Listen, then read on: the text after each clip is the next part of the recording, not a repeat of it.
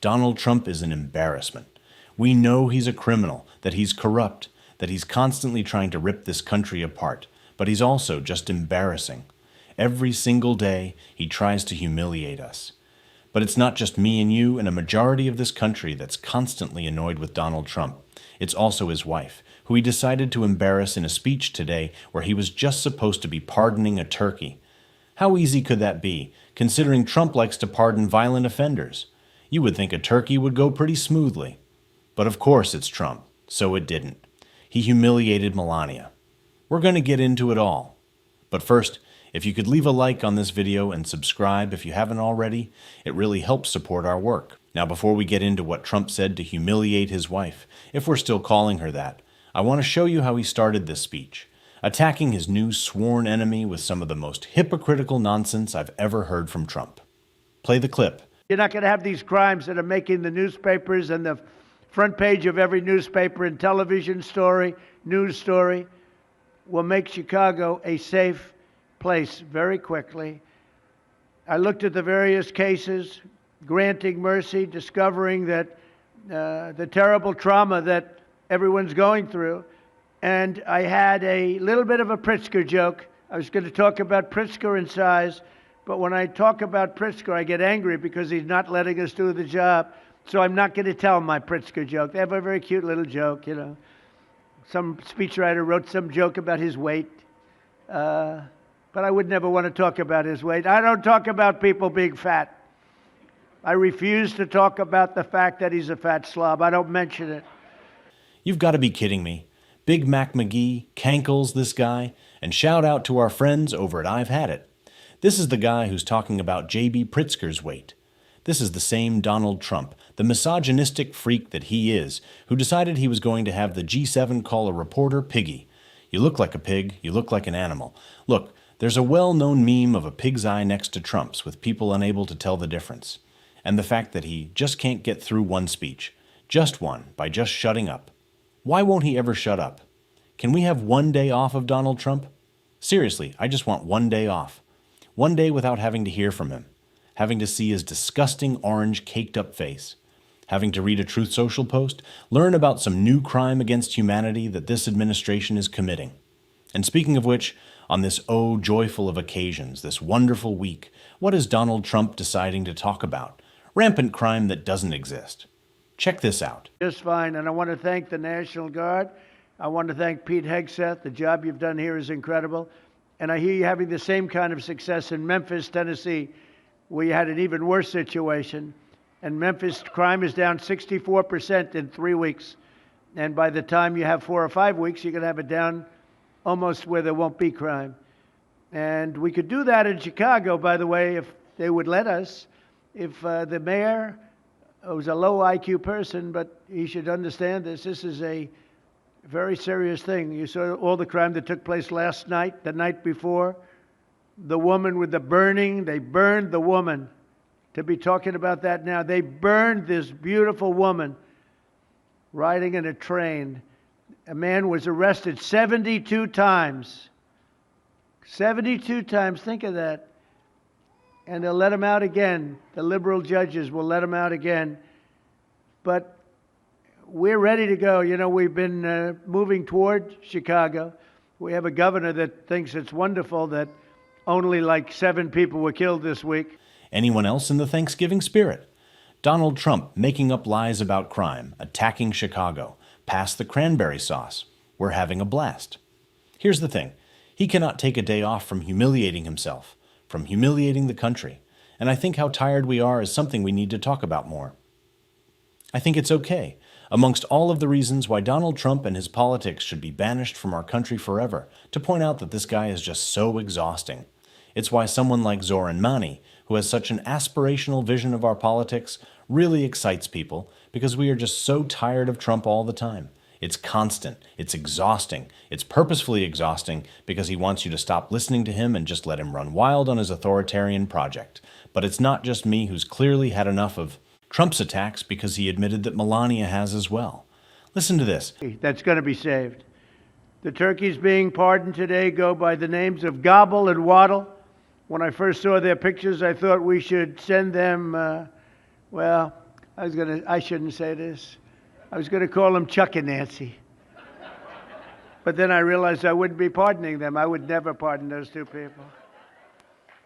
I wouldn't pardon them. I wouldn't care what Melania told me. Darling, I think it would be a nice thing to do. I won't do it, darling.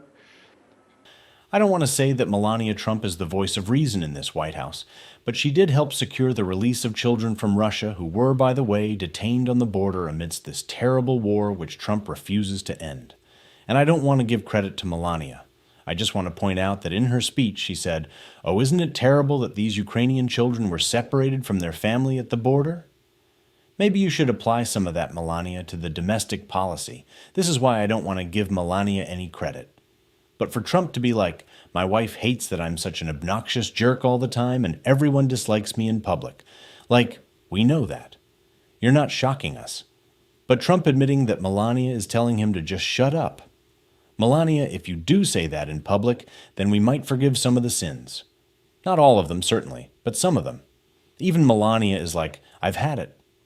Which is funny for her to show up for this event and Trump talk about how annoyed she is with him when the only thing we've heard from Melania lately is that she isn't in the Epstein files.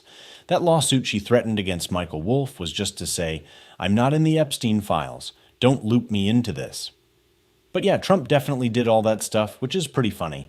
But of course, Trump in the midst of all of this, humiliating his wife, melting down, had to bring up Joe Biden and the auto pen. You remember last year, after a thorough and very rigorous investigation by Pam Bondi and all of the people at Department of Justice, the FBI, the CIA, the White House Counsel's Office, and the Department of Everything. We have a Department of Everything. You know what that is? I think that's called the White House. Into a terrible situation caused by a man named Sleepy Joe Biden. He used an auto pen last year for the turkey's pardon. So I have the official duty to determine, and I have determined that last year's turkey pardons are totally invalid, as are the pardons of about every other person that was pardoned other than, where's Hunter? First of all, let's get this really clear. He can't speak, right? What is the Department of Everything? We call it the Department of Everything. And quite frankly, we love everything and everything's great. I actually had everything for dinner last night. Again, like, stop. The J.B. Pritzker attack is so ridiculous. He's just such a... God, I hate Donald Trump. I'm just so tired of it, though I think you can tell at this point. I'm just so tired of it. The auto pen thing to me is so funny for a couple of reasons. Obviously, Donald Trump is in cognitive decline and everybody else but him is running the White House. So there's that. The second thing is, Donald Trump has used the auto pen for pardons before, and he has admitted to it. So there's the second thing. The third thing is that the auto pen scandal, which isn't a scandal, happened at the 11th hour of Joe Biden's presidency. It's the last thing that happened. And Trump really only had success, besides the lies that he told in the 2024 election, attacking Joe Biden, right? That was Trump's favorite thing to do. That's all that ever brought him joy. It's why he was so upset when Kamala Harris became the nominee, because he just loved attacking Joe Biden. He's furious with Biden for humiliating him in 2020. And so Trump clinging to this auto pen thing, like anyone gives a damn, because we don't, because it's a non-story, it's a non-scandal, and it's a non-issue. Just goes to show that Trump is so desperately clinging to that first second that he was sworn in before he destroyed his own term, which is what Trump has effectively done. On the Epstein cover-up, Trump has screwed himself. On the exploding grocery prices, Trump has screwed himself. On his number one issue, what he said got him elected, Trump's mass deportation campaign, his illegal mass deportation plan, he screwed himself again. Nobody in this country supports the disgusting ICE thugs ripping people out of their communities and shipping them to foreign gulags, which is why Trump joking about it is so idiotic. Take a look at this. But instead of pardons, some of my more enthusiastic staffers were already drafting the paperwork to ship Gobble and Waddle straight to the terrorist confinement center in El Salvador. And even those birds don't want to be there. You know what I mean? It was a tough... I'd like to thank the president of that country. They do a rather efficient job. It's got to be the largest prison in history. I've never seen anything like it. First of all, have we not noticed that he's been slurring during this entire speech? Like, again, clear cognitive decline. We don't even need to get into that. But the fact that he thinks this is funny. Look, I said it at the beginning of this video. I'm exhausted. I'm just tired of this guy. I'm like in a turkey coma, but with Trump, I'm fed up. I've had enough with the way that this administration treats people's basic humanity as if it's optional.